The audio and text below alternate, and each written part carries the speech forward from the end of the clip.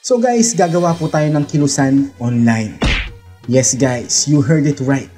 Lilikha po tayo ng mga kilusan para maibigay ko sa inyo ang 4 na kapangyarihang ipinagkait sa atin ng mga nagpapatakbo ng saligang batas mula noon hanggang ngayon. Sa video na to, ipapaliwanag ko po sa inyo kung ano ang dapat natin gawin para maisakatuparan ang kilusang ito. So tinawag ko nga po itong M4 Democratic Movement. So andito po tayo ngayon hindi para magsalita tungkol sa politika, kundi para magsimula po ng isang kilusan online.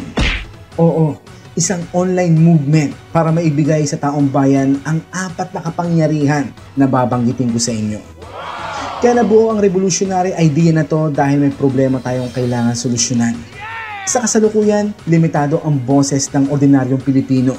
Isang beses lang tayong bumoto at pagkatapos nun, aasa na lang tayo sa iilang politiko. Kaya naman ang desisyon ng bayan ay madalas matabunan ng interes ng iilan. Kaya naman ang solusyon ay ang M4 Democratic Movement. Ito po ay hindi isang partido politikal, bagkus ito po ay isang sistema at isang kilusang pangmamamayan designed for the people, with the people, and funded by the people, na may simpleng layunin. At yun ay maibigay ang 4 na kapangyarihan sa mamamayan sa pamamagitan ng teknolohiya. Ang puso ng ating kilusan ay ang pulso ng masang Pilipino mobile app. Ang mobile application na magdadala ng 4 na kritikal na kapangyarihan sa inyong mga kamay sa inyong mga mobile phone. Ang sistemang ito ay pinapagana at pinoprotektahan ng blockchain technology para tiyakin ang security, transparency at walang dayaan sa lahat ng pagboto ng taong bayan. So ano ang 4 na kapangyarihang ito? Number 1 mga idol ay ang blockchain online survey. Sa blockchain online survey na to, magkakaroon ng milyon-milyong respondents na tunay na tao, hindi troll at hindi dummy accounts. Hindi gaya ng mga survey ngayon na may 1,500 lang na respondents. Tapos sinasabi nila na ang choice ng 1,500 na katao na na-survey ang nagre-represent ng hinaing ng taong bayan. So ibig sabihin, niloloko tayo ng mga survey firm at ng mainstream media mula noon hanggang ngayon. Kaya naman ang movement ang solusyon sa mind conditioning problem na to sa ating bansa. At syempre guys, kaya ako nasabi na walang troll at dummy accounts dito dahil po 1 person, 1 account lang po ang allowed sa movement na to. Meaning to say mga idol, kung meron kang 2 o 4 na mobile number, kapag nag-facial verification ka at iisa lang ang muka ng 4 na number na yon, automatic po 1 account lang yon. Kaya wala pong makakalikha ng troll farm dito sa movement na to. Pangalawa mga idol ay ang blockchain online referendum. So question po ito ng admin sa taong bayan kung in favor ba sila sa mga ipinapasang batas o polisiya ng gobyerno, yes or no. Or kung i-apply natin ito sa movement, referendum ang gagawin natin kapag gagawa tayo ng mga rules or batas or polisiya sa loob ng ating kilusan. For example, pabor ba kayo na death penalty ang hatol sa sinumang opisyal or member ng movement ang mapapatunayang nagnakaw sa kaban ng kilusan? Oo o hindi? Siyempre lahat ng mga Pilipino pabor dyan, para siguradong walang sino man sa mga opisyal or member ng movement ang magtatangkang magnakaw sa kaban ng kilusan. Okay, di ba?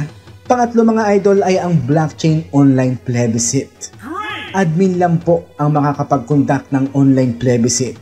Bali question ito ng admin sa taong bayan o sa mga members kung in favor ba sila na palitan or amyendahan ang saligang batas ng Pilipinas or ang mga rules or batas ng kilusan.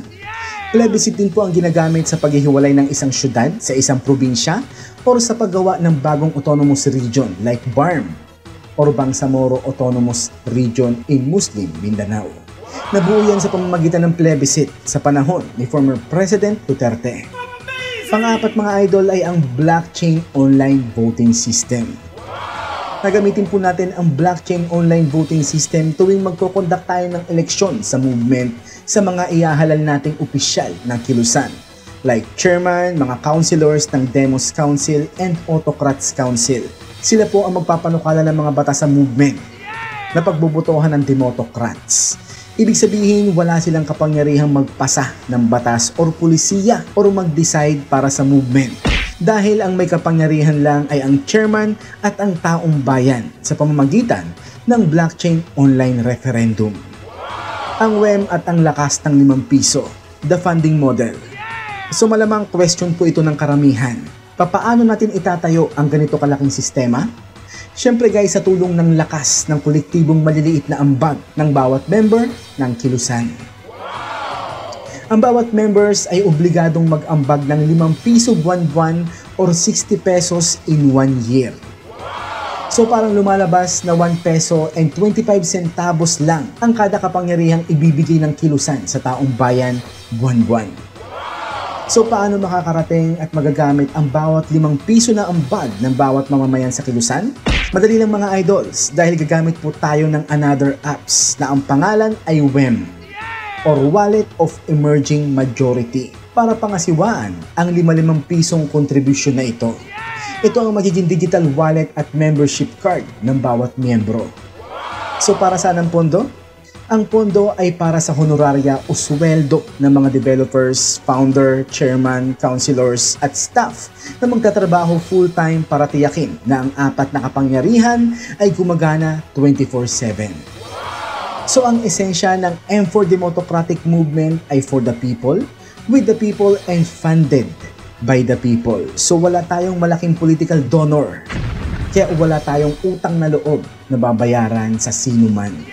Ang tanging obligasyon natin ay ang majority or sa bawat Pilipinong nag-ambag ng 5 piso para maisakatuparan ang kilusang ito. Ang pundasyon ng programa, community benefits and sustainability. Dahil alam po nating marami ang magiging miyembro at mag-aambag, syempre magkakaroon tayo sigurado ng mga excess funds. Ang sobrang pondo ay hindi kailanman mapupunta sa bulsa ng iilan. Ito po ay gagamitin natin sa 2 pangunahing programa. Number 1, humanitarian programs. Ang movement ay laging handang tumulong sa mga Pilipinong nasalanta ng mga sakuna. Gagamitin natin ang pondo para mabigyan ng relief goods at direktang tulong ang mga komunidad.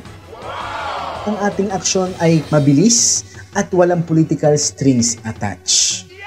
So malinaw yun mga idol. Okay? Pangalawa, free access to fast internet. Dahil nakarelay ang kilusan sa internet, isasama natin ito sa mga pangunahing benepisyo ng bawat miyembro. Makikipag-coordinate ang M4 Democratic Movement sa iba't ibang internet providers para magbigay ng free internet access sa mga pampublikong lugar para sa lahat ng mga miyembro ng kilusan.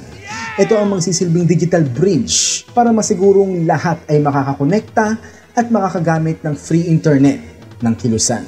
Ibig sabihin, ang inyong 5 piso ay hindi lang nagpapagana sa movement. Magagamit din po ito pabalik sa inyo sa anyo ng tulong at serbisyo. Ang democratic system. So para pangalagaan ang integridad ng ating kilusan, ipapatupad natin ang democratic system. So ano ang democracy? Ang democracy ay nagmula sa Greek word na demos or taong bayan at sa word na autocrat or one leader kaya nabuo ang salitang democrat. So ganyan po talaga ang spelling niyan. Meron po talagang S yan pero silent S. Kaya ang pronunciation po niyan ay democrat or democracy. Sa pangkasalukuyang sistema, ang leader o ang presidente at ang mga opisyal sa likod niya gaya ng senators and congressman ang masusunod. Sa democracy, ang leader at ang taong bayan ang masusunod. So ganitong sistema ang pagaganahin natin sa kilusan.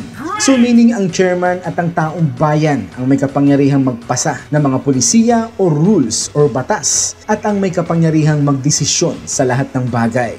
Gaya ng pag-release ng budget at kung ano-ano pa. Lahat ng yan, democrats ang masusunod, hindi ang mga councilors ng Demos and Autocrat Council.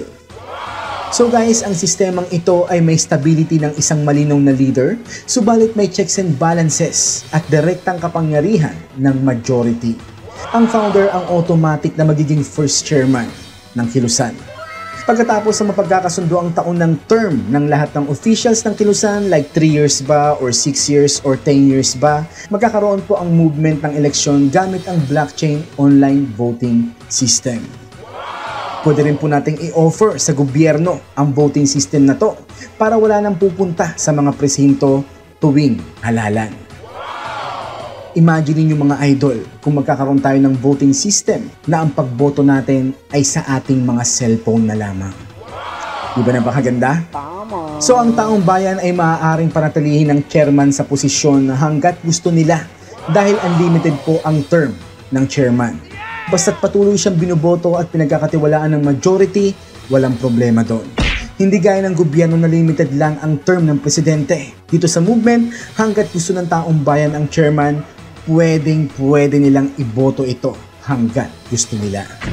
So kabilang po sa mga ipapatupad na first 10 laws ng kilusan ay mahigpit na ipagbabawal ang sinumang politiko o naging politiko na maging chairman or councilor ng movement.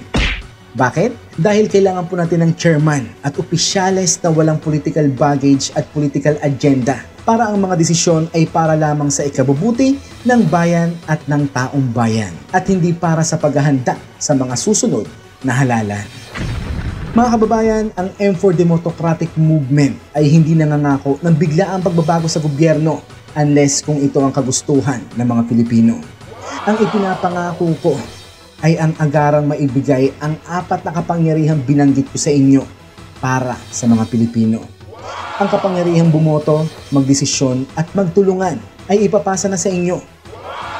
Oo, sa inyong mga kamay araw-araw.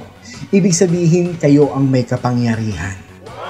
So kung naniniwala ka sa kapangyarihan ng 5 piso, kung naniniwala ka sa majority, at kung gusto mong bumoto gamit ang inyong mobile phone, hindi lang tuwing eleksyon, sama-sama nating itayo ang M4 Democratic Movement. Suportahan natin ang ating mga developers at ang mga magiging public servants na mamumuno sa ating kilusan. Ipapakita natin sa gobyernong ito na tayo ang tunay na kapangyarihan.